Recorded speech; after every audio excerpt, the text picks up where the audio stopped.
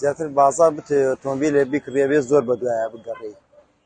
ئەو ئۆتۆمبیلانیش زیاتر کە بازاری زۆرە 4 پستۆنە، چونکە 6 پستۆن و ئەمانە زۆر ناچێ بە دەوریا، هەر هەمووی حەزی لە 4 پستۆنە. من خۆم هاتووم 4 پستۆن بکڕم.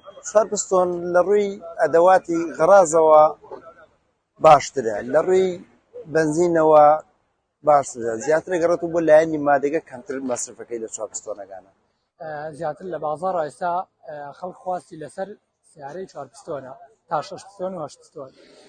ئەوەی 4 پستۆنە لەبەرەوەی خۆتەزانی لە وڵاتی ئێمە بانزین گرانە، بانزین 1000 جا ئەوش تەسیرە کاتە سەر خەڵکیش ئمڕۆ زیاتر ئیشوکاری زۆربەی موچەخۆرە، موچەخۆریش زیاتر پەیوەندیوە موچەکەیوە هەیە.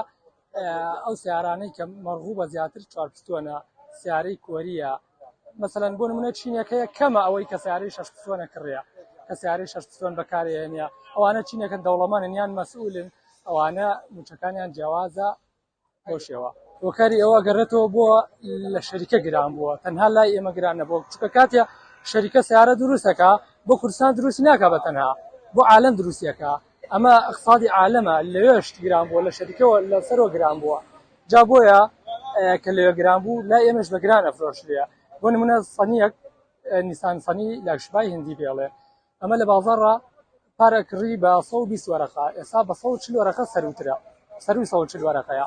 ئەمانە یعنی 20 وەرەقە چووەتە سەری. ئەمە گەڕێتەوە کارەکەی بۆ ئەوەی کە لە سەرۆ خراپ بووە، لە بڵێن لە شەریکە گرابووە، ئەم جارە تەڵەبیش لەسەری زۆرە. دوای ئەوەیش یەک تریش هەیە، من لە شەریکەی سەردا لە ساز پرسیار ئەومان لیان کرد، وتی شەریکە بەعام لە یابان ئەوێ چی بکە، ئەوێ لەبەر ژینگە سیارەی بنزین کەم کەنەوە، هێوا شارژ بیکەن بە هایبرد و ئەوانەی کە کارەباییە، یانەوێ ئەوانە دروستکەن، هەم مەسرەفی کەمترە، هەم بۆ خەڵکیش بۆ ژینگەکەیش بەتەمان بێن. بازاڕی ئۆتۆمبیل ئێستا تقریبان تا ڕادەیەک وەستاوە، بەڵام بازاڕەکەەوە نیە بڵێ بازار وەستاوێت یەکجاری، کڕین و فرۆشتن هەیە تا ڕادەیەک باشە. ئەو ئۆتۆمبیلانەی کە بازاڕیان هەیە و خەڵک زیاتر ڕوویتیەکە ئۆتۆمبیلانن کە مەکینەیان بچووکە، واتە کەم مەسرەفن لەلایەنی بنزینەوە. بە حکمەوەی بازاڕی بنزین تۆ بنزین گرانە و ئێتر خەڵک ڕووەکاتە ئەو سیارانەی کە بۆ ناو شار بنزین کەم سەرفەکە. بۆ نمونە سیارەی سەنیمانەیە، سەنیەکان ئەمانە لاکشمیبای پێڵێن لە بازاڕی عامیە، ئەمانە بازاڕیان خۆشە. سیارەی مەکینە بچووکەکان وەکو لانسەر و ئۆرترا ئەمانە بازاڕیان خۆشە. سیارەی 8 پستۆن و 6 پستۆن تۆزێ بازاڕیان قورسترە، چونکە خەڵکانێک ئەمانە ئەکڕن بابێژین کەمن، بەڵام بەعام لە 160 بۆ 70 کۆمەلگای ئیمڕۆ بە دوای سیارەیەکە ئەگەڕێک کەم مەسرەف بێت. ئێستا زیاتر خەڵک حەزی لە سیاری کارەباییە، باڵێن هاتووە دوو بزوێنەرەکەی دوو جۆرە، ینی هەم کارەباییە و هەم بنزینە، پێڵێن هایبرد. ئەمانە بازاڕیان ئیسا خۆشە و خەڵک تا ڕادێک ڕاتۆ لەگەڵیا و حەزیان لێدی لە کڕین و فرۆشتنە. بازاڕی ئۆتۆمبیل بەرز بووەتۆ ئەوە نییە بڵێ وڵا بنزین گرانە بۆ ئۆتۆمبیل هەر گرانە. بنزین ڕەت شتێترە و ئۆتۆمبیل گرانی شتێکترە، ئەوە ڕەتیا بۆرسەی عالەمیوە.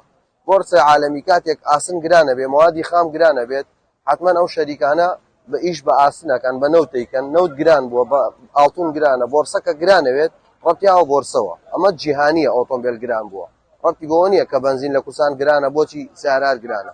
بگرە بنزین لە بۆ نمونە لە ویلایەتە یەکگرتووەکان لترێ بنزین نزیکەی $3 شتێکە. ئەگەر سیارێک بۆ نمونە سەنی وەرگرین یان توێتا کرۆلا وەرگرین، ئەگەر ساڵی پار 2020 کرۆلا 190 گەڵابێ، ئێستا تقریبان 2 دەفتەرە 10 گەڵا چۆتە سەری.